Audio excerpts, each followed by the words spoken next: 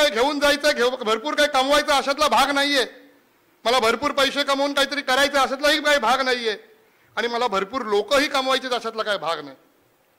तुम्हाला वाटेल हा असं का बोलतोय. मला भरपूर लोक पण कमवायचे अशातला भाग नाही. कारण की आजकाल पैसे देऊन लोक कशी सभेला आणली जातात हे तुम्ही बघता. परंतु मला आयुष्यात जर का काय कमवायचं असेल तर माझ्या वडिलांनी 40 वर्ष तुमच्यासारखं सर्वसामान्यांचं प्रेम कमवलं ते मला कमवायचं आहे. मला दुसरं काही कमवायचं नाही आयुष्यामध्ये. ते जे प्रेम त्यांनी कमवलं ते प्रेम मला कमवायचं आहे. पैसे काय मी कमवीन, ते येतील जातील. लोक काय आजकाल भाड्याने पैसे देऊन आणता येतात, परंतु तुमच्यासारखी प्रामाणिक आणि प्रेम करणारी लोक ही पैसे देऊन आणली जात नाहीत. त्याच्यासाठी हृदयामध्ये प्रेम आणि समोरच्या व्यक्तीमध्ये आदर असावा लागतो. तो 40 वर्ष या व्यक्तीने जपला. 40 वर्ष या व्यक्तीने जपला. आणि म्हणून ते प्रेम ही त्यांची लढण्याची ताकद आहे. त्यामुळे कुठेही पळून जाण्याची काही गरज नाही. हे एवढंच आजच्या निमित्ताने सांगतो.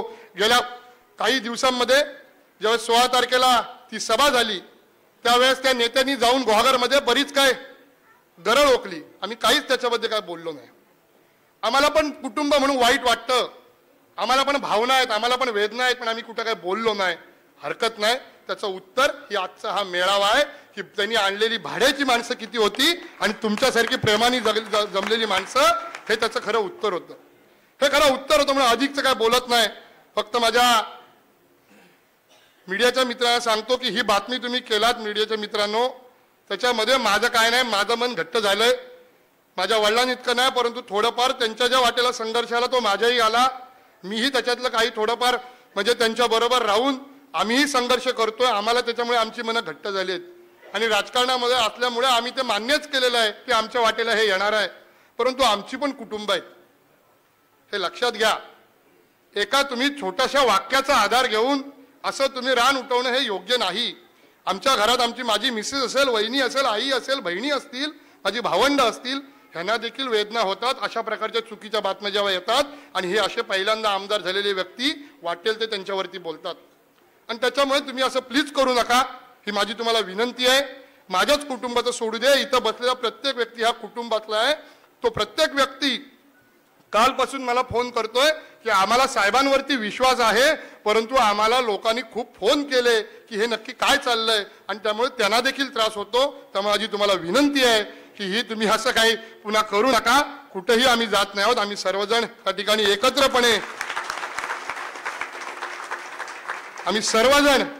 एकत्रपणे लढण्याचा निर्धार करण्यासाठी म्हणून आम्ही सर्वजण या ठिकाणी एकत्र आलो. एवढं फक्त लक्षात ठेवा. आणि येणाऱ्या काळामध्ये ही अशा प्रकारे ही जी मंडळी इथे जमली आहे, ही येणाऱ्या काळामध्ये जे कोणी मतदारसंघामध्ये सभा घेते, मी मागच्या वेळेस पण सांगितलं होतं, कोणाला जितक्या काही सभा घ्यायच्या तितक्या घ्या, परंतु भास्करराव जाधव साहेब एवढे हलके नाहीत की त्यांना कोणीतरी धक्का लावेल ते पडतील. भल्या भल्याने त्यांनी धक्का लावून पाडलेलं एवढं लक्षात ठेवा. एवढं लक्षात ठेवा. आणि त्यामुळे आता आपल्याला एक जबाबदारी घ्यायला लागेल की कोणीतरी लोटत सभा घेतो, कोणीतरी आपल्याकडे तहीच सभा घेतो आणि वाटेल ते साहेबांवरती बोललं जातं. अरे हे कशाला. जेव्हा खालचा कार्यकर्ता म्हणजे त्यांचा एखादा तालुका अध्यक्ष असेल नाही तर जिल्हा कोणतरी सरचिटणीस कोण असेल ते जेव्हा बोलतात तेव्हा आपण का गप्प बसतो. कशा करता आपण गप्प बसतो. आपण त्याच्यामध्ये उत्तर दिलं पाहिजे त्यांना सडेतोडपणे. मागच्या वेळेस मुळे भाऊ तुम्ही असाल, तुम्ही आमच्या मैत्रिणी तुम्ही असाल, त्या सर्वांनी एकदाच खणखणीत उत्तर दिलं होतं. तेव्हा त्यांची टिवटिव जरा बंद झाली होती गोगरमध्ये. त्यामुळे तुम्ही सर्वांनी ही जबाबदारी घेतली पाहिजे आणि आज साहेबांना सांगितलं पाहिजे की साहेब काही जरी झालं तरी तुमचं कडं बनून आम्ही तुमच्या सोबत उभे राहू, हे आपण त्यांना सांगितलं पाहिजे. आणि हे सांगण्याकरता म्हणून तुम्हाला त्या ठिकाणी सर्वांना बोलवलं. आणि अशीच तुम्हाला या ठिकाणी आव्हान करतो की येणाऱ्या काळामध्ये जेव्हा कधी वेळ पडेल, साहेब मुंबईला असतील कुठेही असतील, मागच्या वेळेस पण सांगितलं पुन्हा सांगतो, विशेष करून माझ्या सर्व तरुण सहकाऱ्यांना सांगतो की जिथं कुठं वेळ पडेल, मी पण भास्कररावांचाच मुलगा आहे, छातीचा कोट करून तुमच्या पुढे 2 पावलं उभा राहील, परंतु तुम्हाला कुठेही वाऱ्यावर सोडणार नाही. हा विश्वास आजच्या निमित्ताने आपण सर्वांनी देऊया. एवढंच आपल्याला विनंती करतो. आपल्या सर्वांची रजा घेतो. जय हिंद, जय महाराष्ट्र. महाराष्ट्रामध्ये एक बाजूला सत्तेच्या उद्दामपणामुळे तरुणांमध्ये, तरुण नेत्यांमध्ये आलेला बेफामपणा आणि दुसऱ्या बाजूला हे भास्कररावांचे संस्कार. विक्रांत दादा, खरोखर खरोखर छान बोललास. आमच्या शेठच्या डोळ्यात पाणी आलं.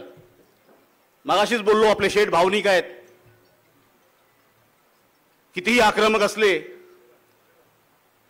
तरी त्यांच्या हृदयातला ओलावा वारंवार आपण सर्वांनी अनुभवलेला आहे. पुन्हा एकदा टाळ्यांच्या कडकडात या बाप बेट्यांसाठी आपण जय जयकार करूया. भास्कर शेठ जाधवांचा, विक्रांत दादा आगे बढो.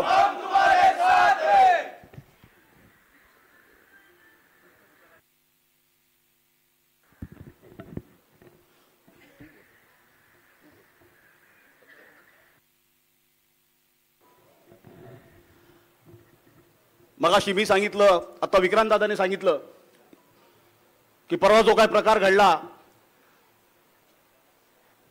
आणि आपण हजारोंच्या संख्येने शेठच्या कार्यालयामध्ये जमलात. आत्ताच विकीदादा बोलल्याप्रमाणे राजकारणामध्ये प्रत्यक्ष भाग असलेले, राजकारणापासून दूर असलेले पण शेठवर प्रेम करणारे असे अनेक जण आपण त्या ठिकाणी आलात. आणि एवढ्या वर्षाच्या शेठच्या कालखंडामध्ये अनेक संघर्षांमध्ये आपण साथ दिलीत. पण कोणाला कधी जेलमध्ये जावं लागलं नव्हतं. पण यावेळेला